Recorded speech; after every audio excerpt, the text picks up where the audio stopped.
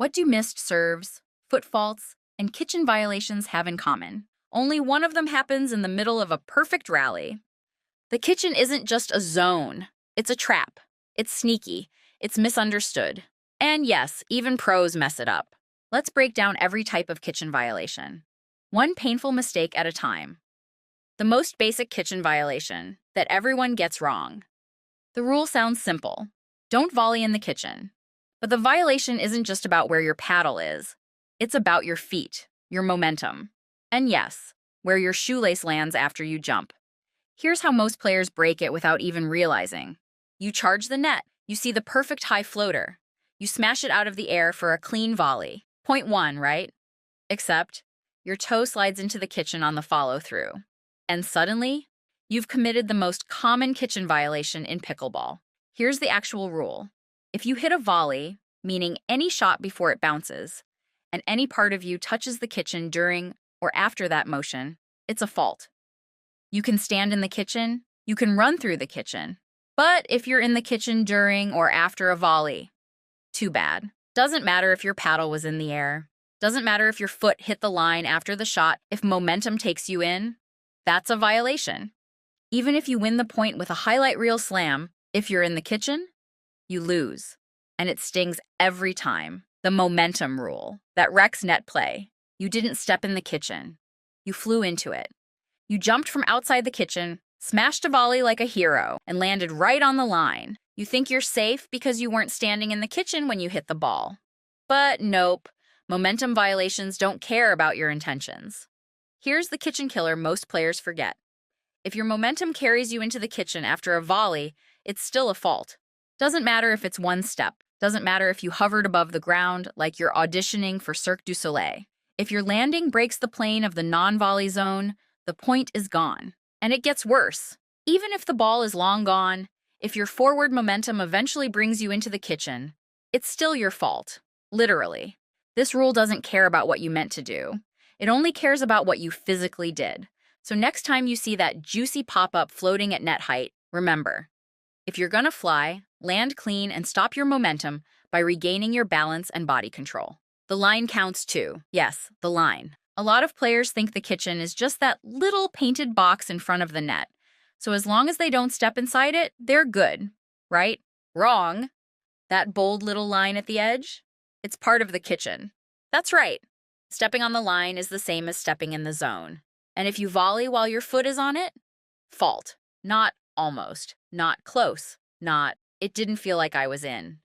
If your toe even kisses the kitchen line during a volley or from momentum after one, you're out.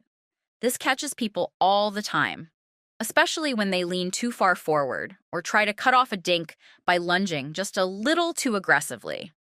They hit the shot, hold their breath, and look down. 1 foot on the line, point over. This isn't a gray area. The line is the kitchen.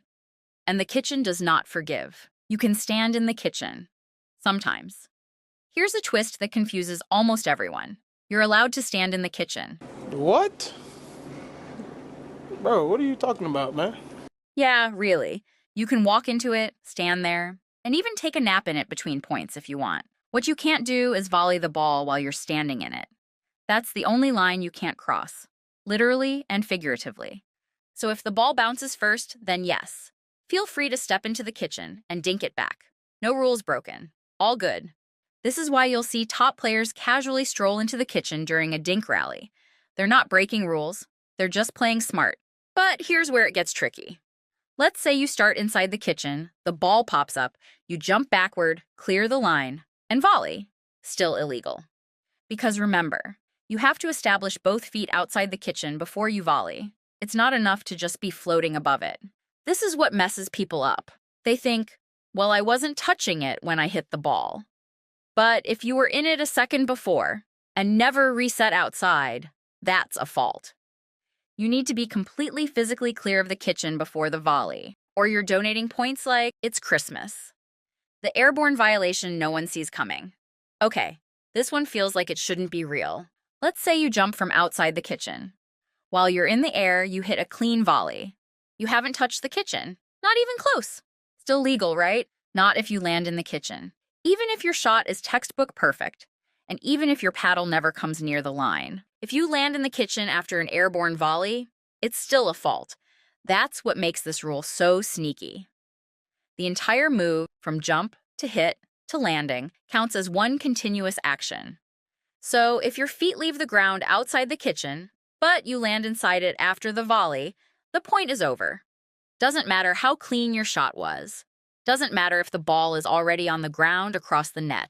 Landing in the kitchen ruins it all. This happens most often when players try to be aggressive at the net. They go for a big put-away, jump forward to reach it, crush the ball, and crash into the kitchen like they're sliding into home plate. It looks awesome, but it's still a fault. So remember, jumping doesn't exempt you from the kitchen rule. If you're airborne, your landing still matters. The classic doubles mistake, the partner violation. Here's a scenario that feels unfair, but it's 100% true. You're standing outside the kitchen. Your paddle is up. You're about to hit the perfect volley. No violation has occurred. But your partner, they're mid-sprint, lose their balance, foot goes into the kitchen, and they bump into you at the same time you're volleying. That's a fault. It is a fault if the volleying player, or anything that has contact with the volleying player, while in the act of volleying touches the non-volley zone. This might seem odd and rare, but it's still a rule. This is why top doubles teams are so precise with positioning and timing. One player attacks, the other holds. Nobody drifts forward unless they absolutely have to, because one slip from the wrong player at the wrong time can cost the whole team the point. The one kitchen rule that doesn't exist. All right, let's clear up one of the biggest myths in all of pickleball. You do not have to stay out of the kitchen until the ball bounces. You can walk into the kitchen anytime you want. You can stand there, squat there, or even make a yoga pose if it helps your backhand. There's no rule saying you must wait for the bounce outside the kitchen. You just can't hit a volley, that is, a ball before it bounces, while you're in the kitchen, or if your momentum carries you into it. That's it. So yes, you can stand in the kitchen, wait for the dink to bounce, and then return it. This is why the kitchen is called the non-volley zone, not the don't ever step here zone. But here's where the myth sticks. A lot of beginners think they have to keep both feet outside the kitchen until the ball hits the ground. But nope, as long as the ball bounces first, you can be inside the kitchen all day. So go ahead and own that space. Just don't get caught mid-volley. The weird loophole. By now, the kitchen probably feels like a legal minefield. But here's something surprising. You can jump across the kitchen as long as you don't land in it. Let's break it down. You're at the net. A ball floats just out of reach. So you leap over the kitchen, hit the volley midair, and land completely outside the kitchen, like a superhero who respects boundaries. Perfectly legal. It's called the ernie, and when done correctly, it's totally within the rules. The trick is this. You can fly over the kitchen, you can volley during the flight, but your feet can't touch the kitchen at any point during the motion, including takeoff, midair, or landing. So if your jump starts outside the NVZ, your shot connects while airborne, and you land outside the zone or even out of bounds, you're golden. This is one of the few ways to get aggressive at the net without risking a kitchen fault. But do it wrong, land a toe on the line, even stumble back into the kitchen after landing, violation. The reset trap. So you hit a volley, and your body started drifting toward the kitchen, but you caught yourself just in time. Crisis averted, right? Not if you didn't reset. You can't volley again until you've fully reestablished position outside the kitchen. This is the reset rule, and it trips people up constantly. Here's how it works. If you've touched the kitchen at any point during a rally, or if your momentum took you in, you can't legally hit another volley until you've reestablished both feet completely outside the kitchen again. Doesn't matter if 5 seconds pass, if you think you're balanced, or if you're technically not touching it anymore. If you haven't reset your feet outside the NVZ, that next volley is a fault. Think of it like tagging up in baseball. You need to reestablish before you're in play again. This is especially tricky during fast exchanges at the net. You step into dink, then pop out and immediately volley without planting both feet. Fault. The refs are watching your feet, not your face. So if you rush the reset, you're giving away points without realizing it. The fix? Slow it down for one beat. Both heels outside the line. Then you're free to attack again. The final violation, the one you'll argue about forever. Let's be honest, most kitchen violations are pretty cut and dry. Foot in the zone, fault. Momentum carried you in, fault. Jumped and landed on the line, definitely a fault. But then there's the gray area, the one that turns friendly rec games into tense standoffs, the was that momentum or not argument. Here's the scene. You hit a volley, you pause, then you step forward into the kitchen.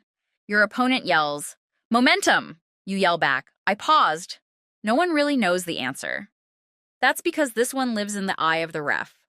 Technically, if your movement into the kitchen was still part of your natural follow-through or body motion after the volley, it's a fault. But what if you took a breath? What if your paddle dropped and then you casually stepped in? Now it's a judgment call.